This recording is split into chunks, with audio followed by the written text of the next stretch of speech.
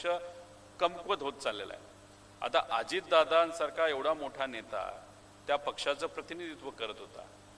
Accident झाला का घातपात झाला याच्यावर चर्चा आपण करतच आहोत, पण झाल्यानंतर तुम्ही पत्र देता तुमच्या मित्रपक्षाला भाजपला की CBIकडे हा तपास पाठवण्यात यावा। एकदा तुम्ही पाठवलं, काही झालं नाही, तर तुम्ही स्मरणपत्र देता तरीसुद्धा काही होत नाही। मग याच्यावरनं काय समजायचं की कुठंतरी या पक्षाची ताकद या राज्याच्या सरकारमध्ये कमी झालेली आहे आणि त्याचा फायदा हा शिंदे गट आणि भाजप नक्कीच त्या ठिकाणी घेत आहे। फक्त भाजप थोडासा हुशार आहे, काही दिवस ते शांत बसतील, इलेक्शनच्या आधी मात्र ते इनकमिंग सुरू ठेवतील।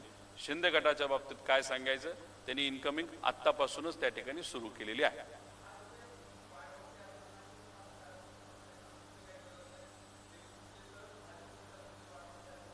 रणनीतीचा भाग आहे। दादांच्या बाबतीत सिंपती आहे, लोक भावनिक आहेत। भाजप तसा हुशार पक्ष आहे, भाजपचे नेते हुशार आहेत आणि देवेंद्र फडणवीस साहेब खूप हुशार व्यक्ती आहेत, त्यामुळे ते लगेचच या बाबतीत काय करतील असं नाही। पण लोकसभेचं इलेक्शन नाही तर विधानसभेच्या इलेक्शनच्या आधी नक्कीच काही ना काहीतरी गडबड होईल आणि त्या पक्षाला फोडण्याचा प्रयत्न तिथं केला जाईल। निधी किती लोकांना मिळाला, कोणाकोणाला दिला गेला, कशा पद्धतीने दिला गेला, आणि आज शिंदे गटाचे पण आमदार आणि अजितदादांच्या पक्षाचे पण आमदार हे किती वेळा CM साहेबांना भेटतात आणि CM साहेबांवरनं किती कामं करून घेतात।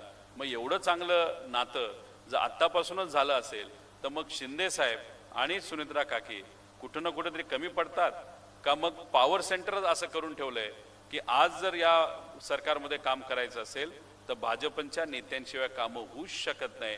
म्हणजे आतापासूनच आमदारांबरोबर संपर्क हा भाजपच्या नेत्यांनी त्या ठिकाणी सुरू ठेवलेला आहे। पण भाजप आत्ताच कुठेतरी बॉम्ब फोडेल असं नाही, ते पेशन्स दाखवतील।